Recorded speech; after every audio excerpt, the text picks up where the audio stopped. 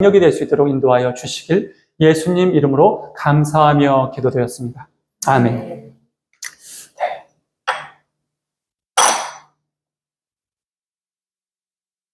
뭐 여기는 아무도 안 나는 자리예요?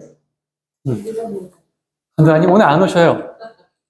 오늘 가족 여행 가셔서, 예, 오늘 우리 이주영 전사님 가족 여행 가셔가지고 오늘 못 오시고, 원래 오늘 우리 힘은 청년이랑 또 몇 명이 오기로 했는데, 갑자기 어제 저녁에, 어제 무슨 일이야? 이렇게 갑자기 아침에 몸살이 나고 아파서 못 오신다는 분이 많아요. 되게 재밌는 게, 제가 이제 뭐, 말씀 선포할 때도 말씀드렸지만, 보이세요? 괜찮으세요? 말씀드렸지만, 이렇게 예배가 뜨겁거나 어떠한 교회에서 영성 집회 또는 부흥회 또는 굳이 뭐 그런 타이틀을 붙이지 않아도 똑같은 예배예요. 똑같은 주일 예배, 똑같은 금요 예배, 똑같은 수요 예배, 똑같은 새벽 예배인데 그날 그 예배에서 어떠한 역사가 일어날 거야. 그럴 것 같으면 이걸 또 귀신같이 아는 게 사단이거든요. 막아요. 굉장히 힘과 열정을 다해 막아요. 보통 그냥 내버려뒀던 자신 어떤 바운더리에 있었던 사람들을 그때는 어떻게 해서는 교회를 못 가게 하고 어떻게 해서 어떤 사고를 나게 하고 평소 때 있지 않았었던 일들을 들먹이게 해가지고 예배를 못 참석하게 해요. 그리고 간혹 그런 모든 어떤 힘들고 어려운 부분을 이기고 예배에 왔어. 그러니까 누가 보더라도 어떻게 예배 왔어? 소식 들었는데 못 올 줄 알았어. 당연히. 그랬는데 왔는데 그분의 입에서 나오는 말씀이 보통 이래요. 아, 이래서 내가 왔구나, 교회를. 마음이 오늘 내가 도저히 예배 올 수 없는 상황이었고 예배를 못 오더라도 목사님도 사모님도 다 이해될 수 있는 그런 상황이었는데 마음이 불편했다. 아니, 예배를 꼭 와야 되는 마음이 있었는데 예배를 오고 나니까 내가 예배를 왜 와야 되는지를 알겠네. 이런 어떤 고백들 여러분들 들으시거나 혹여 스스로도 그런 경험이 있으실 거라고 생각이 듭니다. 오늘도 사실은 아침에 이렇게 어저께 좀 늦게 잤어요. 요즘에 계속 밤새도록 물 푸다 보니까 이게 조금 바뀌었어요, 사이클이. 아시겠지만 화요일 날 2박 3일로 좀 쉬러 가려고 선제도에 좀 예쁜 비치 글램핑장이 있더라고요. 그래서 일단 좀 여담이지만 저희 하나님과 동행하는 교회 내년 여름 수양에는 그곳으로 가기로 했습니다. 너무 좋아. 가봤더니 너무 좋아서. 그래서 정말 푹 쉬고 있었어요. 푹 쉬고 그날 저녁부터 푹 쉬고 잠을 자는데 새벽에 거기서 비가 정말 어마무시하게 내렸어요. 걱정이 되는 거야. 근데 뉴스를 봤더니 난리가 난 거예요. 여기 작전동하고.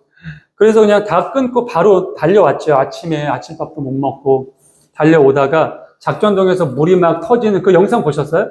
그게 딱 끝나고 우리가 막 들어왔나 봐요. 그래서 학원에 왔는데 물난리가 난 거죠.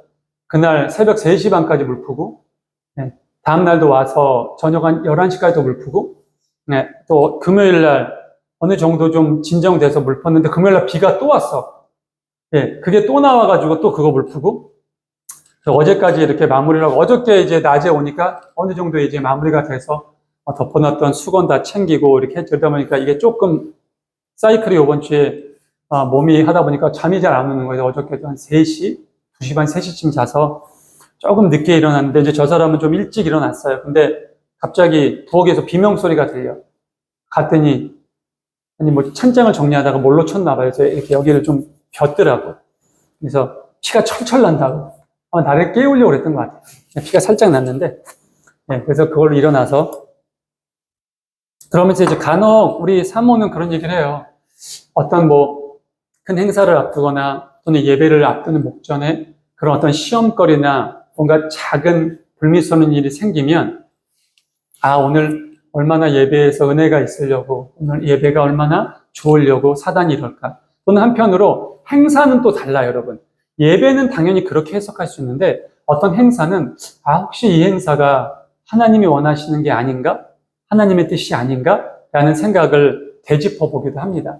아마 그런 것들은 오늘 5시에 행사가 다 끝나고 행사 중에 또는 행사가 마무리된 후에 우리들의 마음을 아마 들여다보면 하나님이 그건 답을 주세요. 나는 내 성전에서 내 이 장소에서 이러한 것들이 일어나는 것이 합당치 않다. 아니면 내가 오늘 기쁘게 받았다. 앞으로도 이러한 찬양의 어떠한 행사들이나 이런 것들이 이곳에 함께 있었으면 좋겠다. 어떤 그런 응답들이 있을 거라고 믿습니다. 그런 부분들을 위해서 여러분들 기도하시고, 혹여도 여러분들 마음속에 주의 종이라고 늘 맞고 그런 게 아니거든요. 믿음이 내가 뭐 일반 성도랄지라도 뭔가 이 어떠한 교회 안에서, 성전 안에서 이루어지는 어떠한 행사나 이런 것들이 불편하다 싶으시면 조심스럽게 얘기를 해 주셔야 돼요. 그래야 저희들도 그런 부분을 받아들이고 실천을 하기 때문입니다. 자, 우리 말씀 들어가기 전에 제가 조금 서론이 좀 길었네요. 오늘 제목 헤리티지입니다. 헤리티지, 오늘도 한 몇 번째 시리즈로 좀 제가 설교를 하려고 하는데요. 제가 당분간 시리즈 설교를 좀 하려고 합니다. 지난주에까지 했던 기억하라를 제가 이제 새 시리즈로 여러분들과 함께 10계명에 대해서 함께 다시 한번 좀 알아봤고요. 오늘은 이제 헤리티지. 헤리티지가 무슨 뜻인지는 아시죠? 이제 유산이라는 뜻입니다. 유산이라는 뜻은 이제 헤리티지라는 말이 있고, 이제 레거시라는 말이 있어요. 혹시 그 헐리우드 영화에 보면 본 레거시라는 영화가 있어요. 예, 그 레거시 같은 단어입니다. 근데 이 두 단어가 사용되는 좀 상황이 좀 달라요. 또는 사용되는 뭐라 그럴까요? 어떠한 그 매개체가 다르다고 해야 되나? 좀 애매한데, 그러니까 레거시라는 거는 눈에 보이거나 손에 잡히거나 그런 어떤 좀 물질적인 유산이라고 보시면 돼요. 그러니까 뭐 재산을 물려준다거나 아니면 집을 물려준다거나 땅을 물려준다거나 그런 것들, 내가 오랫동안 쓰던 내 피아노를 내 자녀에게 물려주는 것, 뭐 그런 것들을 레거시라고 합니다. 그렇다면 헤리티지는 뭘까요, 여러분? 딱 생각이 떠오르시죠? 바로 문화, 전통, 어떤 정신 또는 어떤 기술일 수도 있어요. 뭐 장인 어떤 그런 기술들. 우리나라 보면 그 광동제약이죠. 광동제약이 우황청심원 그 제품이 우리나라에서 광동제약이 좀 후발로 만든 걸로 제가 아는데, 그때 만들면서 광동제약이 내세운 광고의 카피가 이거였어요. 30년 최씨 고집. 그러니까 보통 우리가 고집하면 최씨 고집이라 그러잖아요. 옹고집이라고도 하죠. 그러니까 그건 나쁜 고집이라기보단 어떠한 제품이건 아니면 어떠한 기술이건 그것을 정말 변하지 않고 대대손손 이어오면서, 그러니까 대충 막 만들어내는 게 아니라 만드는 그 장인 자체가 자기가 만족하고 자기가 오케이 해야 내어놓을 수 있는 그런 어떠한 고집들. 보통 그걸 우리가 최씨 고집, 옹고집이라는 말을 사용합니다. 그런 의미가 바로 이 헤리티지라고 보시면 돼요. 오늘 제가 이 말씀을 왜 드리냐.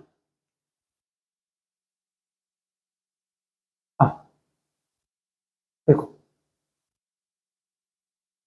오늘 말씀 열왕기상 보면, 우리 오늘 말씀 2장 앞에 보면 작은 그 소제목이 다윗의 말년이라고 이렇게 기록이 되어 있어요. 다윗이 죽기 전에 아들에게 지금 뭘 하는 거예요, 여러분? 유언의 유하고 유산의 유가 같아요, 여러분. 남기는 거거든요. 뭘 남겨요? 말씀을 남기는 거죠, 말을. 다윗이 말을 남기는 거예요. 어떻게 보면 저는 이것도 헤리티지라고 생각을 해요. 레거시는 아니죠. 우리 부모님들도 유언을 남깁니다. 근데 요즘은 워낙 그 유언장에 혹시 재산 분할은 어떻게 됐을까? 뭐 이런 것들에만 관심이 있죠, 자녀들이. 한편으로는 참 안타깝고 슬프고 좀 그런 시대인 것 같습니다. 근데 이때만 하더라도, 아니면 최소한 우리가 가깝게 우리 조상인 조선시대나 고려시대 때만 하더라도, 아니다, 그때도 그랬겠다. 그때라고 뭐 별발 다르겠어요. 근데 다윗은 그 정말 파란만장한 인생을 살아오면서 또 하나님께서 아무것도 아닌 자신을 이스라엘 최고의 왕자의 자리에 앉혀주시고, 또 자신의 왕권을 그 어떤 시대의 왕보다 지금까지도 가장 강력하게, 가장 풍족하게 이끌어주시고 인도해주신 것이 무엇인지를 알고 있었기 때문에 자신의 다음 왕자에 앉을 사랑하는 아들인 솔로몬에게 마지막 유언을 지금 하는 거예요. 뭐라고 해요? 다윗이 세상을 떠날 날이 가까웠대요. 아들 솔로몬에게 얘기했대요. 같이 읽을게, 2절. 시작. 나는 이제 세상 모든 사람이 가는 길로 간다. 너는 굳세고 장구다워야 한다. 아멘. 자, 일단 다윗이 어떠한 엄청나게 많은 양, 유창한 말을 하진 않아요. 근데 그 전에 다윗이 솔로몬에게 얘기하는 게 있어요. 솔로몬 이때 되게 어렸거든요. 10살도 안 되는 아주 어린 나이였어요. 근데 그 솔로몬에게 아들아, 이제 이 아비는 조만간 곧 어디로 간다고요? 세상 모든 사람들이 가는 곳으로 간대요. 우리가 태어나는 어떤 뭐랄까요? 것은 정해져 있죠, 시간이. 예, 날짜도 정해져 있고. 근데 우리가 가는 날은 정해져 있지 않잖아요. 근데 어찌됐건 다 가요. 그렇죠, 여러분? 다 갑니다. 뭐 내일 가건, 다음 주에 가건, 1년 후에 가건, 10년 후에 가건 무조건 가게 돼 있어요. 또 어떤 방법으로 갈지도 모르죠, 사실은. 뭐 자연사건, 사고사건, 그렇죠? 아니면 절대 그러면 안 되지만 그런 극단적인 선택이건 여러 가지 방법들도 있습니다. 그런 걸 다 통틀어서 우리는 사람이라면 어찌됐건 지금 다윗 임금이 이야기했던 것처럼 이 세상 모든 사람들이 가는 길로 가는데 내가 가기 전에 너에게 이 말을 꼭 남기고 싶다. 뭐냐? 너는 굳세고 장부다워야 한다. 왜 굳세고 장부다워야 한다라는 게 먼저 나왔을까라는 생각을 여러분들 마음속에 두세요. 그리고 그 뒤를 함께 읽어보도록 하죠. 자, 함께 읽습니다. 3절 시작. 그리고 너는 주 너의 하나님의 명령을 지키고 모세의 율법에 기록된 대로 주께서 지시하시는 길을 걷고 주의 계명, 주의 율례와 증거의 말씀을 지켜라. 그리하면 무엇을 하든지 어디를 가든지 모든 일이 형통할 것이다. 아멘. 자, 다윗 임금이 당당하게, 담대하게 이 3절의 말씀을 할 수 있었던 이유를 우리는 알아야 돼요. 여러분, 저 말씀 아무나 못해요. 아무나 할 수 있는 얘기가 아니에요. 성경 말씀에 나와 있죠. 물론 신명기 말씀에 모세를 통해서 조만간 가나안 땅에 입성할 여호사와 갈렙 그 1세대 2명을 포함한 수십만 명이나 되는 그 2세대의 자녀들에게, 손주들에게 아버지 되고 할아버지 되고 어떻게 보면 증조할아버지까지 될 수도 있었던 모세가 지금 이야기를 하고 있는 거예요. 너희들 그 땅에 들어가서 하나님의 율례와 규례와 법도와 말씀을 목숨 걸고 지켜야 된다. 너의 목에도 걸고 이마에도 붙이고 너의 집 드나드는 문설주에도 붙이고 잊어버리지 않아야 한다. 그러면 어떻게 된다고? 네가 집에 있건 밖에 있건 누굴 만나건 무엇을 하건 어디를 가건 복을 받는다라는 거예요. 너만 받는다는 게 아니야. 너를 통해서 네가 만나는 모든 사람들, 너의 집에서 네가 기르는 가축들까지도 복을 받는다라는 얘기입니다. 근데 반대로 신명기 말씀에서 그 뒤에 모세는 이런 말씀하죠. 하지만 너희들이 혹여 그 땅에 들어가 하나님이 싫어하시는 행동을 하고 하나님의 율법과 규례와 법도와 율례를 지키지 않고 하나님을 멸시하고 우상을 섬기면 반대로 너희가 어디에 있건 무엇을 하건 누구를 만나건 어디를 가건 너희들은 저주를 받는다라는 거예요. 근데 너희만 저주를 받는다는 게 아니야. 너희가 관계하는 모든 사람이 너희들로 인해서 너희가 기르던 모든 가축들도 너 때문에 저주를 받는다라고 얘기하십니다. 그러한 율법의 말씀을 아주 어렸을 때부터 주구장창 듣고 달달달달 외우고 자란 민족이 바로 유대민족이에요. 지금도 그래요. 지금도 유대민족은 모세 오경의 말씀을 달달달달 외웁니다. 엄청난 분량이거든요, 여러분. 모세 오경이 뭔지 아시죠? 창세기부터 출애굽기, 민수기, 창세기, 출애굽기, 레위기, 민수기, 신명기 이게 5권이에요. 여러분 창세기 하나만 외우는 것도 어려워요. 못 외울 것 같은데, 전 제 개인적인 생각으로. 근데 유대인들은 그 모세오경을 달달달달 외워요, 여러분. 특히 그 율법의 조항들은 목숨을 걸고 외웁니다. 율법의 조항들만 하더라도 한 6, 700개 이상이 돼요. 엄청난 양이죠. 그걸 다 외우고 다닙니다. 그러다 보니까 그들이 이것도 약간 여담이지만 가장 전 인류 민족들 중에서 가장 머리가 뛰어난 거죠. 가장 똑똑한 사람들. 세상적인 기준이지만 세상을 지배하는 모든 사람들의 중심축에 바로 유대인들이 있는 겁니다. 경제건 과학이건. 여러분, 심지어 연예계들도 유대인들이 다 장악하고 있어요. 세계 최고의 영화 감독인 스티븐 스필버가 역시 유태인이고요. 그 외에도 여러분들, 그 사람도 유태인이었어 하는 사람들 굉장히 많아요. 이 유대인들이 각계 층에서 뭐 정치, 경제, 뭐 이런 부분은 두말할 것도 없고요. 미국이라는 나라가 미국인들로 인해 가지고 그 아메리칸 드림, 그 많은 민족들이 합쳐져서 지금의 미국이 탄생한 것 같지만 그 미국을 좌지우지하는 사람들 역시 유태인이에요. 누가 뭐라 그래도 부인할 수 없는 현실입니다. 왜 그럴까요, 여러분? 왜 그럴까요? 그들은 하나님의 말씀을 목숨처럼 마음에 담고 있기 때문이에요. 그리고 다윗 역시 그것을 알고 있었기 때문에 자신의 자녀들에게 저렇게 얘기를 하고 있는 거예요. 그리고 그냥 자녀가 아니잖아요. 나의 대를 이어 이 나라를 이끌어갈 내 다음의 왕이란 말이에요. 근데 다윗이 왜 이런 얘기를 할 수 있었을까요? 다윗은 일평생을 살면서 이걸 경험한 사람이었기 때문이에요.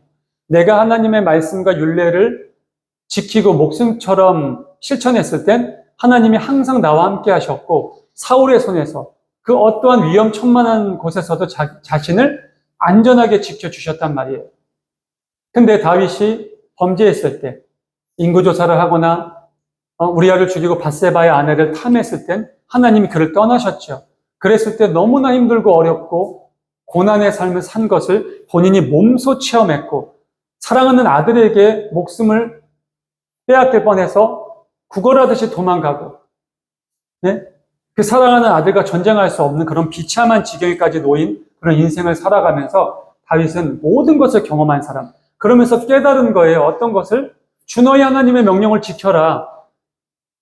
모세의 말씀대로 모세의 책에 기록된 대로 모세의 책이 뭐예요 여러분? 모세오경이에요. 그게 모세오경이에요. 모세의 책에 기록된 대로 주님께서 지시하시는 길을 걷고 주님의 계명과 율례와 법도를 또 주님의 증거의 말씀을 지키라는 거예요. 그리하면 어떻게 된대? 네가 무엇을 하든지 어디를 가든지 모든 일이 형통할 것이다 라고 말씀하십니다.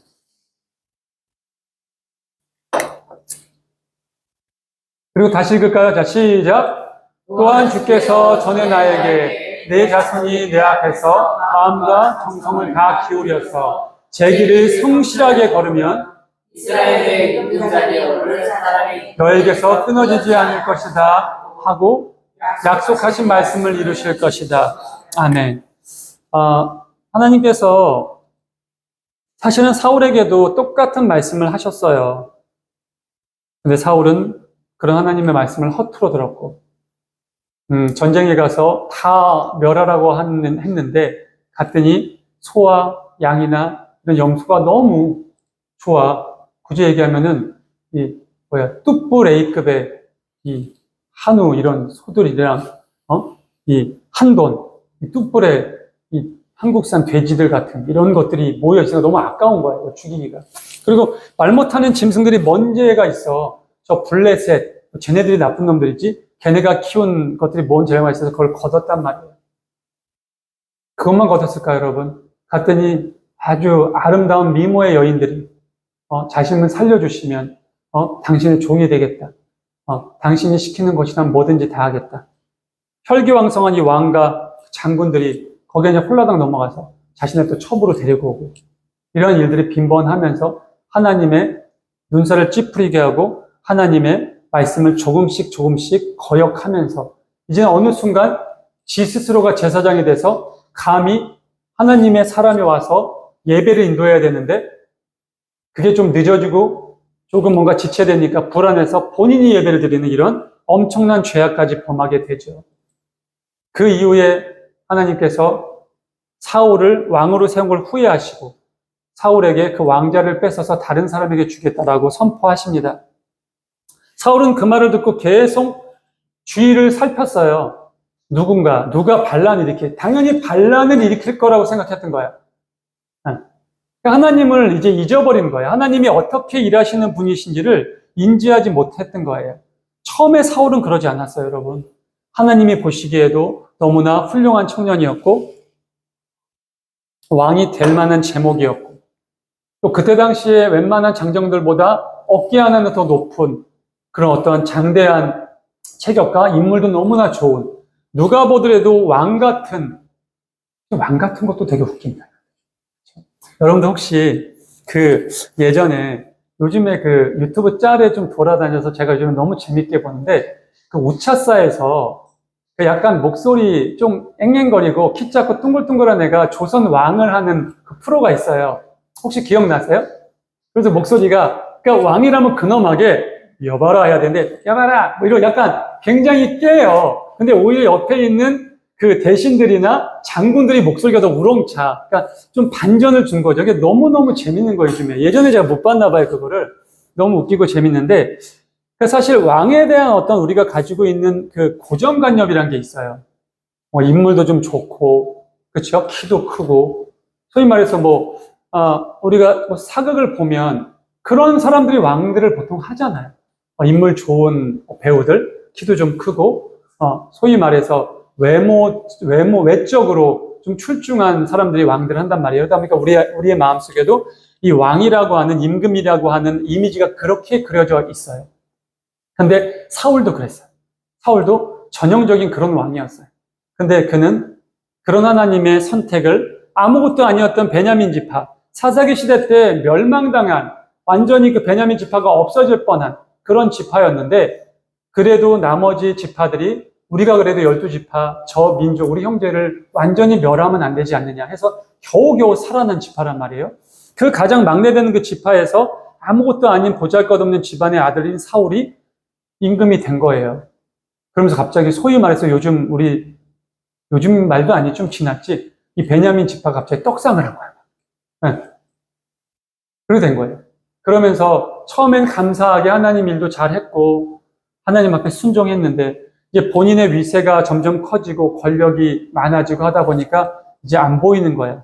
그러니까 배은망덕한 거죠. 여러분, 성경에 나오는 모든 인물들의 잘못은 어디서부터 시작되냐면 바로 그 당연한 것부터 시작이 돼요. 그러니까 인간들 사이에서도 그런 얘기가 있죠. 호의가 반복되면 그게 권리인 줄 안다고. 그러니까 여러분, 아무한테나 호의를 그렇게 반복해서 주지 마세요. 네. 딱 보면 보이지 않나? 나 요즘에 보이던데. 나이가 한 50 정도 되니까 이제 보면 보여요. 저 사람 대충 저러겠다. 이 사람은 대충 이러겠다.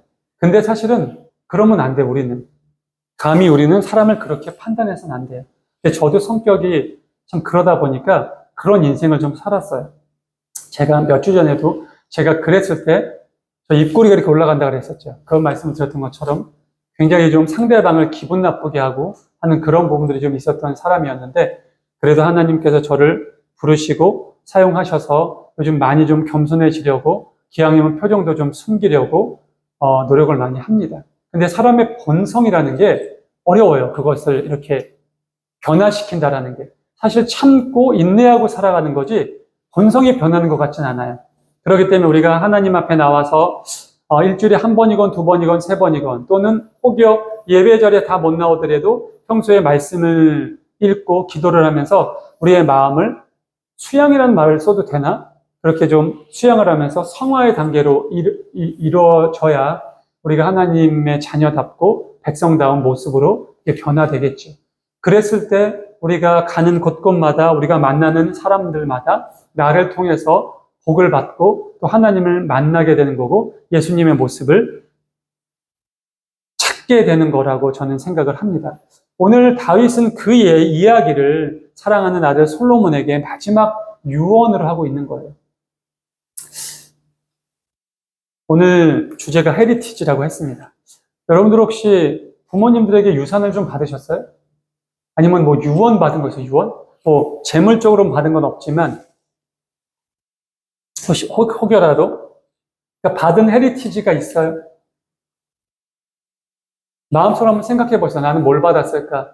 내 아버지에게 또는 내 어머니에게. 아니 물론 지금 아버지 어머님이 살아계신다면 아직은 안 받은 거지만, 그래도 어떤 가풍이라는 것도 있거든요.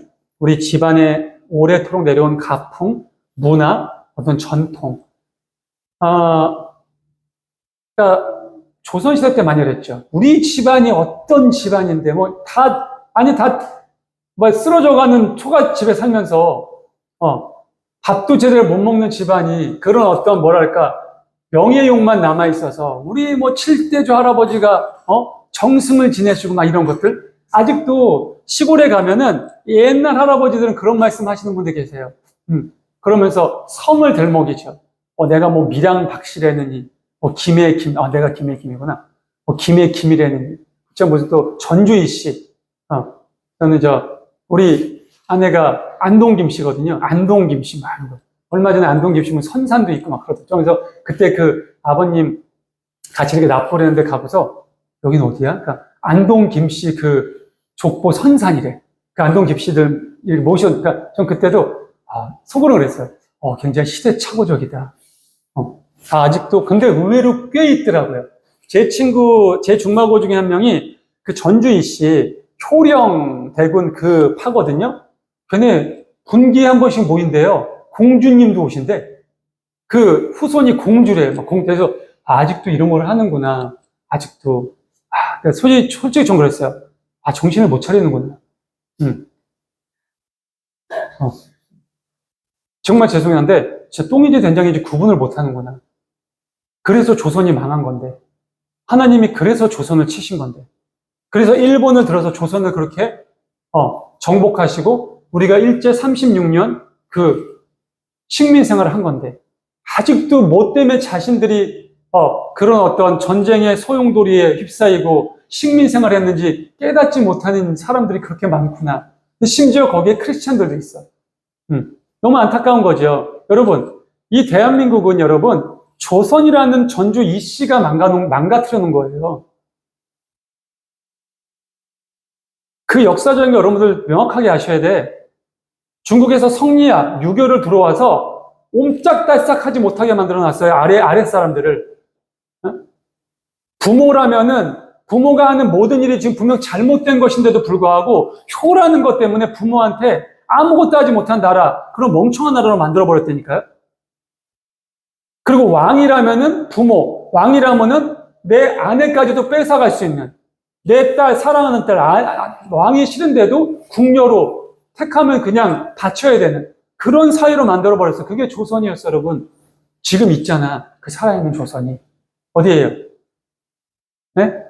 어디예요? 조선민주주의인민공화국. 저 위에 북한. 북한은 지금 똑같이 그 조선시대의 일들을 그대로 자행하고 있어요, 여러분. 3대 세습. 기쁨조. 전국 각지에 가장 예쁘고 뛰어나고 학벌도 좋은 여인들이 와가지고, 김일성, 김정일, 김정은의 기쁨조가 돼가지고, 그들의 후궁 역할을 지금 하고 있다고요. 살아있는 조선이 있다니까. 그러니까 지네들 나라 명도 조선민주주의인민공화국이지. 조선을 지금 왜 쓰냐, 도대체. 조선이 일본에 멸망하고 무너진 게 언젠데. 또 이걸 가지고 지금도 막 반일 감정 난리들을 쳐요. 잊을 건 잊고, 버릴 건 버리고, 해결할 건 해결하고. 앞으로 나아가죠, 여러분. 여러분, 과거에 매여 있으면 절대 그 사람은 온전한 미래를 창출할 수가 없어요. 발전할 수가 없다고. 언제까지 과거에 매여 있을 거예요. 근데 그러고 있는 걸 보면, 그러니까 전통을 이어오는 건 좋아요, 여러분. 하지만 그게 인습인지 전통인지 구분을 할 수 있어야 돼요. 진짜 이게 헤리티지인지 아니면 정말 진작 끊어냈어야 됩니다. 내가 나한테 저게 돌아올 때 난 끊어낼 거야. 근데 막상 또 안 끊어낸다? 못 끊어내요. 또 그걸 가져가요. 그게 사람들의 악함이죠. 사람들의 어떤 내로남불적인, 모두가 가지고 있는 내로남불격 같은 어떤 그러한 죄성의 모습이라고 할 수 있죠. 그 모든 것들을 깨닫고 알고 인식했었던 다윗이 솔로몬에게 그 얘기를 하는 거예요. 그러면서 하나님이 다윗에게 이 약속을 하셨거든요. 야, 내가 너 왕으로 세울 거야, 조만간. 근데 네가 만약 왕좌에 앉아서 네가 그 이후에도 어떻게 하라고? 내 앞에서 마음과 정성과 뜻과 목숨을 다하면, 그리고 또 뭐예요? 길을 성실하게 가라. 무슨 길을? 너의 길, 내가 너에게 제시한 길, 내가 너에게 명령하고 지키라고 한 모든 것들을 잘 지키면 너의 때에서 왕이 끊어지지 않을 거야. 영원히 그 임금의 자리에 오를 그 자리가 너의 민족, 너의 후손으로 계속 이어질 거야. 하나님 그 약속을 지켜주셨어요. 마지막 왕이 누구예요? 왕 중에 왕이. 예수님이잖아요. 다윗의 후손이자 유다지파. 12지파 중에 네 번째 아들 유다지파의 후손이 바로 우리 예수님이시란 말이에요. 그 왕좌가 계속 이어져 왔죠. 여러분, 하나님은 절대로 하나님이 약속하신 약속을 어기시는 분이 아니세요. 반드시 지키시고 이루시는 분이세요. 근데 그냥 이루지 않으세요, 여러분. 약속이라는 것은 혼자 하는 게 아니잖아. 혼자 하는 건 그냥 선물이죠, 선물. 그렇죠? 내 자녀가 정말 개판 5분 전으로 살아. 말도 지질이 안 들어. 근데도 자녀란 이유만으로 그 부모는 모든 걸 주고 싶어 하잖아요. 재산도 물려주고, 어떤 사업을 하는 사람은 사업의 기술도 물려주고, 왜 내 자녀가 그래도 인간답게 살았으면 좋겠어서, 언제쯤 철이 들까, 언제쯤 좀 사람이 될까 생각을 하면서. 사실, 몇몇 기업들 중에서 자녀들에게, 대물림을 하지 않고, 전문 경영인, 공부를 열심히 해가지고 온전히 이 회사를 지금처럼 잘 이끌어올 사람에게 맡긴 그런 기업들도 있어요. 물론 그렇다고 훌륭하고 그렇지 않다고 비난받을 건 아니에요, 여러분. 그렇습니다. 사실 그래요. 여러분들에게 말씀드려요. 교회도 그래요. 세습 논란이 많이 있죠. 근데 여러분, 세습은 실제적인 성경의 원리예요. 실제 성경적인 원리는 세습이 맞아요. 주의 종은 레위 지파 안에서 아론의 아들들만이 주의 종이 될 수 있어요. 아론의 아들이 아닌 다른 지파는 주의 종이 될 수가 없어요. 그게 성경적인 원리예요. 그렇기 때문에 아론의 아들, 아론의 아들의 아들, 그 대대손손 그들이 제사장직을 맡아 주관하는 거예요. 그래서 실제로 내가 목사라면 내 아들이 목사가 돼야 되는 거고 내 손주가 목사가 돼야 되는 거예요. 근데 왜 지금 세습 가지고 뭐라 그럴까요, 여러분? 그럼 여러분, 그 세습은 헤리티지예요, 인습이에요? 헤리티지예요. 그리고 헤리티지가 되어야 돼요. 근데 왜 우리들의 인식 속에선 세습한 교회에 손가락질을 할까요? 세습한 교회에 막 욕을 할까요? 근데 또 반대로 웃긴 게 있어요, 여러분. 되게 가난하고 쓰러져가고 힘들고 정말 교회 목사님이 사례금 하나 받지 못하고 주변에 많은 사람들 돕고 한 그런 교회, 막 쓰러지는 교회는 아들이 세습하잖아? 박수 친다? 그럼 왜 박수 쳐? 그것도 욕해야죠, 똑같이. 욕을 할 거면 여러분, 똑같이 해야 돼요. 기준이 같아야 된다고. 기준이 변하면 안 돼요. 그게 중요한 거예요, 여러분. 기준이 좌로 가면 이렇게 변했다, 우로 가면 저렇게 변했다. 내가 기분이 좋으면 괜찮아. 기분 나쁘면 안 돼. 그래서 자녀들이 부모를 무시하는 거예요. 내 엄마, 내 아빠인데 언젠 됐다고 했다가 또 이때는 지금 안 된다고 했다가. 사랑하는 성도 여러분, 성경은 특히 하나님은 우리에게 기준을 제시해주고 계세요. 언제부터? 태초부터 기준이 뭐였어? 아담아, 하와야, 동산에 있는 모든 나무 열매 다 따먹어. 응? 땅을 정복하고 다스려. 생육하고 번성해. 내가 너희에게 다 줬어. 근데 하나, 동산 중앙에 있는 나무, 선과 악을 알게 하는 나무만큼은 건드리지 마. 그건 내 거야. 침범하지 마. 어떻게 보면 어떤 목사님은 그런 말씀 하셨대요. 보지도 마, 만지지도 마, 근처에도 오지 마. 하나였어, 하나. 기준은 하나. 근데 욕심 많은 인간이, 교만한 인간이 사단의 유혹에 넘어가서 하나님처럼 될 수 있다는 그 마음으로 선과 악을 알게 하는 나무의 열매를 따먹고 죽는 존재가 된 거죠. 사랑하는 성도 여러분, 기준이 중요해요, 기준이. 다윗은 오늘 아들에게 그 얘기를 하는 거야. 야, 솔로몬아, 나는 곧 모든 사람들이 가는 곳으로 가거든. 네가 나의 뒤에 왕이 될 거야. 하나님도 나에게 그 말씀을 하셨고, 아직 네가 어리지만 네가 왕이 될 거고, 너의 엄마가 또는 많은 나를 따랐던 충신들이 너를 많이 도와줄 거야. 그러니 염려하지 마. 근데 한 가지 내가 너에게 얘기해 줄 게 있어. 뭐예요, 그게 여러분? 그게 헤리티지예요. 지금 다윗이 솔로몬에게 얘기하는 이게 유산이라고. 이게 진짜라고. 저 왕국을 준 거, 이거 아무것도 아니에요, 여러분. 왕국을 준 거는 수십억, 수천억 주면 뭐예요? 그게 중요한 게 아니라고, 여러분. 그건 오히려 내 자식들을 망치는 길이지 내 자식들을 행복하게 하는 게 아니에요. 진짜 주어야 되는 건 저 기준이에요.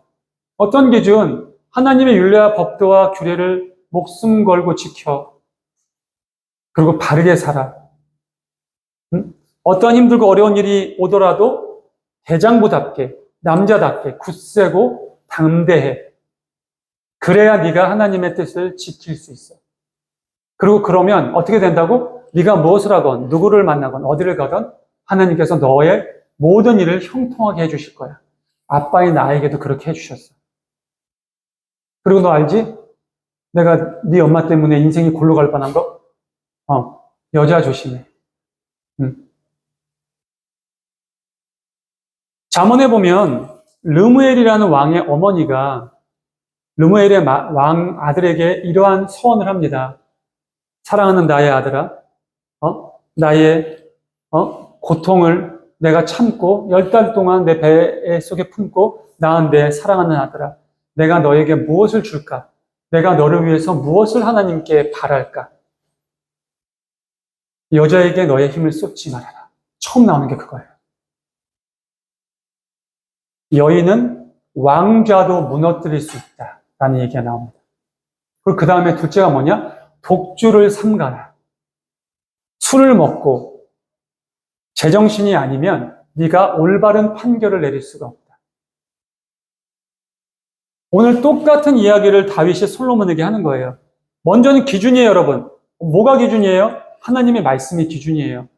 여러분들도 마찬가지예요. 세상의 법이 먼저가 아니야. 내 집안에 내려오는 가풍이 먼저가 아니에요. 내 남편, 내 아내, 내 자녀가 먼저가 아니에요, 여러분. 여러분들 자신이 먼저예요, 자신이.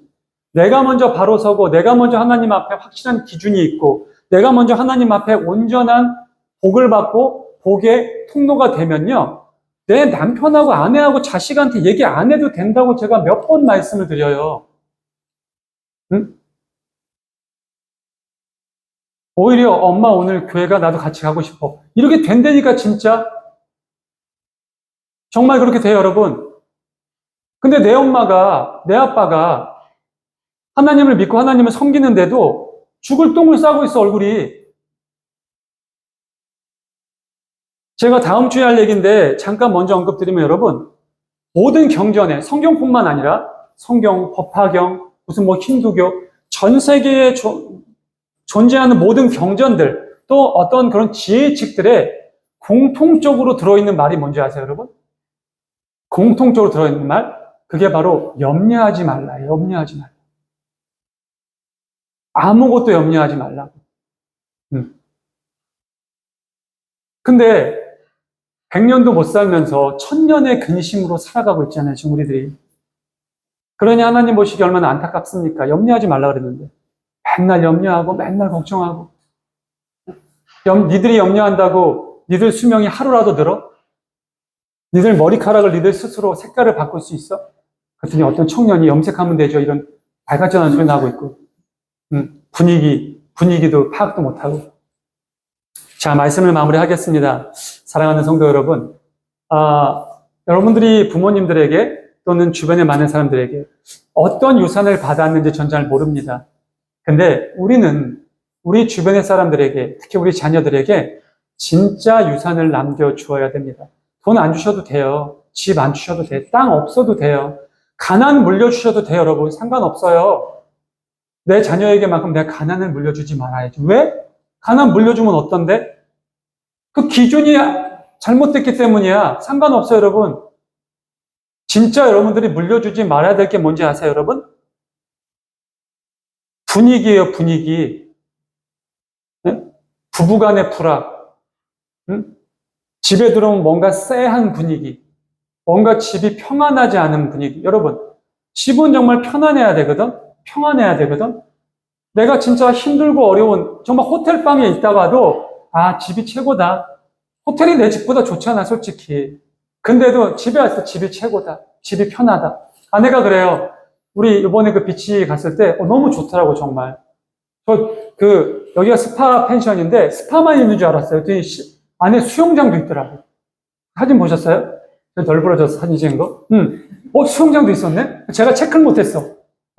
너무너무 좋아요. 그리고 저희가 간 날, 너무 감사하게 저희가 간 날, 딱 3집밖에 없었어요. 그래서 물어봤더니, 어제까지 완전히 고생하고, 내일부터 또 일주일 내내 다 찼대요. 그러더니 정말 그 사장님들이 몰골이 다 썩었어. 너무 힘들어서. 거기 완전 다 매진되더라고요. 근데 너무 감사하게 그날 딱 잡힌 거예요. 바로 전날 잡았거든요. 너무 평안하게 쉬고, 정말 조용하게 쉬고, 아래 이제 물 빠져가지고 갯벌도 밟아보고, 물 들어온 것도 보면서 물멍도 하고, 또 그거 하나 알았네? 비행기가, 그 비행기길인가 봐. 야, 비행기가 1분에 한 대씩 뜨더라. 진짜 비행기가 여러분, 그래서, 와, 진짜 많이 뜨는구나, 비행기가. 계속 와요, 비행기가. 계속. 일로 가고, 이렇게 하도 일로 가고, 거기 공항이 아마 비행기 길인 것 같아요. 그런 것도 보면서 이런저런 얘기 아내랑도 나누고, 고기 먹고, 잠들기 전에 뜨겁게 또 제트 스파 들어가서 스파하고, 잤는데 새벽에 우르르쾅쾅 비가 엄청 와서. 사실은 그 다음날은 성모도로 이동해가지고, 성모도에서도 또 오라 펜션이라고 잡아놔서, 성모도에 가니까 또 자연 온천이 있더라고요. 되게 유명한. 온천하고, 또 그날 하룻밤 자고 다음날 오려고 했는데, 다 무산돼서, 하나님이, 뜻이 있으시겠죠. 그랬어요. 그러면서 아내가 그런 거야. 집에 왔는데, 여보, 집이 편하다. 사실 거기가 더 좋았거든요, 저는. 집이 편하대. 덥고 습하고 그런데도 집이 편하대. 집은 그래야 되거든요. 사랑하는 성도 여러분, 내 자녀들에게 그걸 물려주세요. 부부가 행복한 거. 우리 엄마 아빠가 서로 사랑하는구나. 우리 엄마 아빠가 정말 징그러울 만큼 사랑하는구나. 그러면 끝나요, 여러분.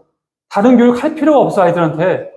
부부가 사랑하고 부부가 행복한 모습 보이잖아요? 그럼 아이들한테 다른 교육이 필요가 없어요. 아이들은 그 안에서 자존감이 올라가고요. 그 무엇보다 가장 행복하게 살아요. 나가서 친구들이랑도 친하게 지내고요. 사회성은 당연히 길러집니다. 그걸 배우라는 거예요. 그것을 물려주세요. 다른 거 물려줄 생각하지 마시고. 그리고 부모가 너희를 너무나 사랑한다는 걸 알려주세요. 그게 강제가 아니에요. 너 위해서 그런 거야. 공부 똑바로 해. 너 나중에 나한테 감사할걸? 감사 안 해요, 여러분. 엄마 때문에 밀려가지고 의사 된 제 친구, 자기 엄마 아빠하고 지금 의자라고 살아요. 감사 안 해요. 그거 착각이에요. 절대로. 내 욕심, 나의 기준을 채우는 거지 그런 거 아닙니다. 말씀이 좀 길어졌네요. 사랑하는 성도 여러분, 진짜 유산, 정말 헤리티지를 우리 사랑하는 사람들에게 남겨주실 수 있기를 간절히 소망합니다. 그 중심의 기준에 하나님의 말씀이 바로 세워질 수 있기를 간절히 축원합니다. 기도하겠습니다. 하나님 감사합니다.